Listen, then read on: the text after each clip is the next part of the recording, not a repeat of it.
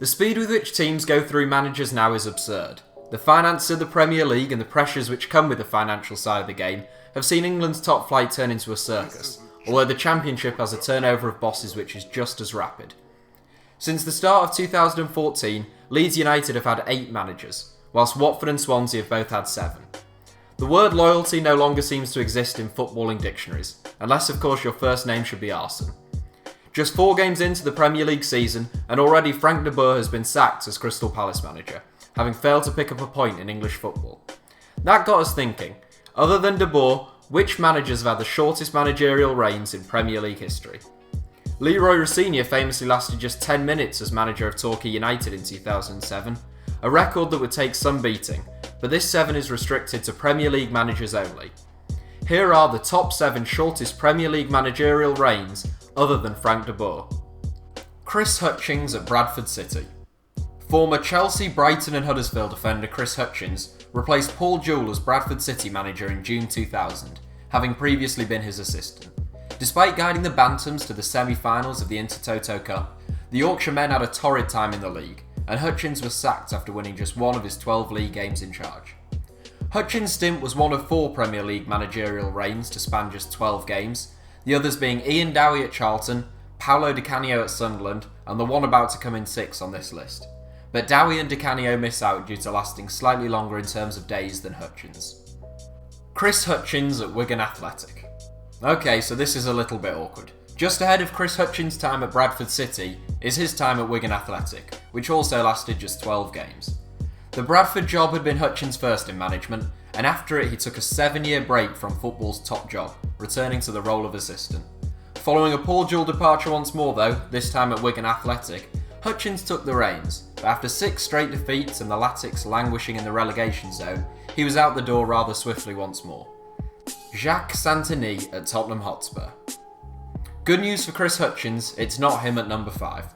Tottenham Hotspur appointed former France and Lyon boss Jacques Santini as their manager after the sacking of another former national team coach, Glenn Hoddle. Unlike the others in this 7, Santini walked rather than being dismissed, his self-inflicted departure coming after just 11 league games in charge of Spurs. His departure was officially put down to personal problems, but Santini felt promises made to him had been broken by the club and was replaced by Martin Jol. Sammy Lee at Bolton Wanderers. Some coaches are just better suited to being number 2s, and we've seen a handful of assistants take over the top job and fail in the Premier League. Former England international Sammy Lee is an experienced footballing man, having worked as an assistant to Rafa Benitez, Sami Hyypiä, Ronald Koeman and most notably Sam Allardyce. His only permanent managerial role came at Bolton Wanderers, following Big Sam's departure in 2007. Lee won just 1 of his 11 matches in charge before being given the boot. Bob Bradley at Swansea City. The most recent entry in this 7, Bob Bradley's brief stint in South Wales was a disaster. Appointed shortly after the club was taken over by American duo Stephen Kaplan and Jason Levine, Bradley became the Premier League's first American manager.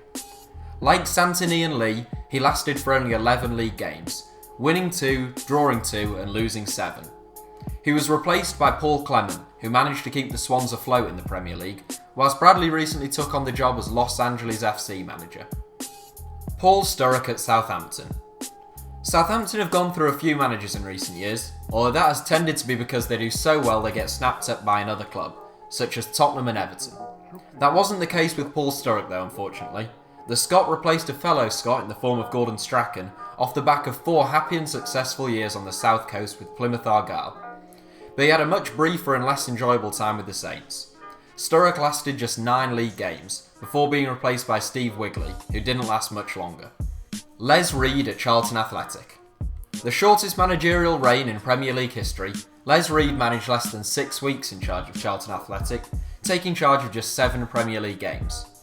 Reed had replaced Ian Dowie, who had lasted just 12 league games, but in his only first-team managerial role, Reed was gone even quicker, as the Addicts desperately tried to replace Alan Kirbishley.